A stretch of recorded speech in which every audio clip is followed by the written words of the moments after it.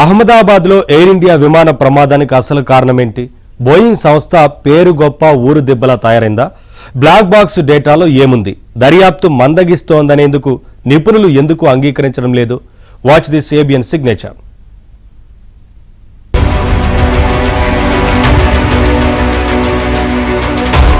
అహ్మదాబాద్ సమీపంలో జరిగిన air India విమాన ప్రమాదంలో మృతుల సంఖ్య అంతకంతకు పెరుగుతోంది. గాయపడిన వారు సివిల్ హాస్పిటల్లో చికిత్స పొందుతుండగా మరణించిన వారి పార్థివ దేహాలను బంధువులకు అప్పగించే ప్రక్రియ కొనసాగుతోంది. మృతుల సంఖ్య 280కి టచ్ అయినట్లుగా చెబుతుండగా అందులో 38 మంది బీజే మెడికల్ కాలేజీ విద్యార్థులు, సిబ్బంది ఉన్నారు. కాలిన గాయాలతో చికిత్స పొందుతున్న వారిలో కొందరి పరిస్థితి విషమంగా ఉంది. విమానంలో ప్రయాణించి ప్రమాదంలో ప్రాణాలు వదిలిన గుజరాత్ మాజీ సీఎం విజయ్ రూపానీ భౌతిక కాయాన్ని గుర్తించారు. ఆదివారం ఉదయం DNA రిపోర్ట్ రావడంతో ఆయన పార్థివ దేహాన్ని ఇంటికి తరలించారు. అధికార లాంఛనాలతో అంత్యక్రియలు నిర్వహించారు.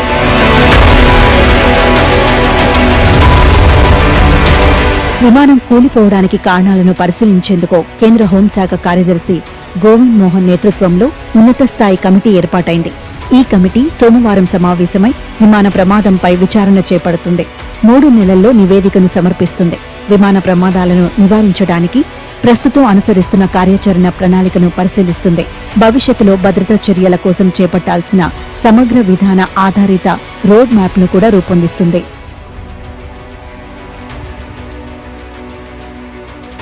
విమాన ప్రమాదంపై త్వరలోనే మిస్టరీ వీడనుంది.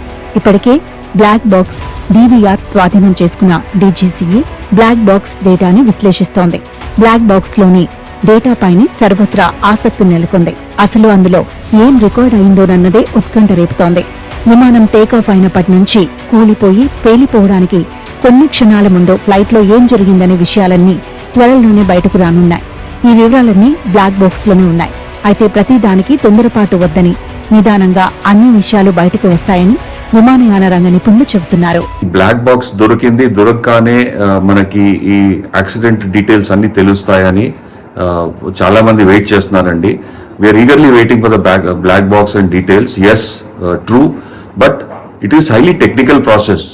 అంటే మనం ఏమనుకుంటాం అంటే బ్లాక్ బాక్స్ రాగానే దాని నుంచి ఇన్ఫర్మేషన్, అంటే కంప్యూటర్ కనెక్ట్ చేయగానే ఇన్ఫర్మేషన్ వచ్చేస్తుంది అనుకుంటారు. It is not a simple process. Different kinds of investigators ఉన్నారండి.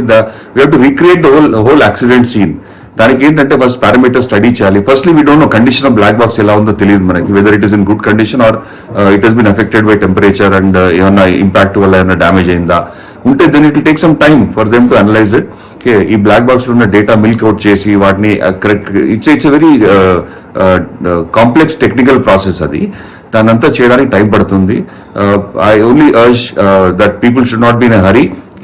Wait, all the details will be given. Only thing we are looking at is transparency ఉండాలి. ఈ బ్లాక్ బాక్స్ లో వచ్చిన డేటాని క్లియర్ గా అనలైజ్ చేసేసి ఒక ట్రాన్స్పరెంట్ మెసేజ్, అంటే ఏంటి జరిగింది, ఎలా జరిగింది అనేది ప్రజలకు తెలియజేస్తే we will be at peace. ఒకప్పుడు విమానయాన రంగంలో కలికితురాయిగా భావించే బోయింగ్ ఇప్పుడు ఎందుకు అలా తయారైందనేదే పెద్ద ప్రశ్న. 100 సంవత్సరాల క్రితం ఏర్పాటైన బోయింగ్ సంస్థ తాను రూపొందించిన విమానాల భద్రతపై పూర్తి స్థాయిలో పరీక్షలు నిర్వహించిన తర్వాతే ప్రయాణికుల సౌకర్యార్థం వినియోగిస్తారు.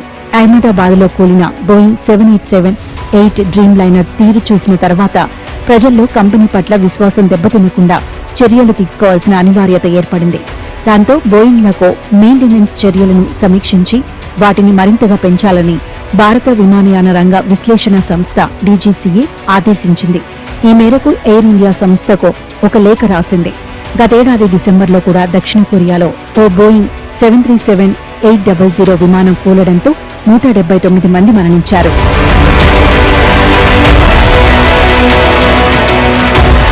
బోయింగ్ల తయారీలో లోపాలు, నిర్లక్ష్యం వల్లే ప్రమాదాలు జరుగుతున్నాయని ఆరోపించే వాళ్లు లేకపోలేదు. ఉత్పత్తిలో మితిమీరిన తొందరపాటుతో భద్రతా ప్రమాణాలను పాటించడం లేదన్న ఆరోపణలు వినిపిస్తున్నాయి. ప్రస్తుతం 1400 బోయింగ్ విమానాలకు రిస్క్ ఎక్కువని చెబుతున్నారు. అందుకే విమానాలు ఎగిరే బాంబుల్లా తయారయ్యాయని కూడా విశ్లేషిస్తున్నారు.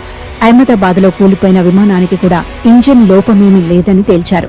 12 ఏళ్లుగా సేవలందిస్తున్న ఈ విమానం ఇంజిన్కు ఈ ఏడాది మార్చిలో మెయింటెనెన్స్ నిర్వహించగా డిసెంబర్లో మరోసారి సర్వీసింగ్ చేయనున్నారు.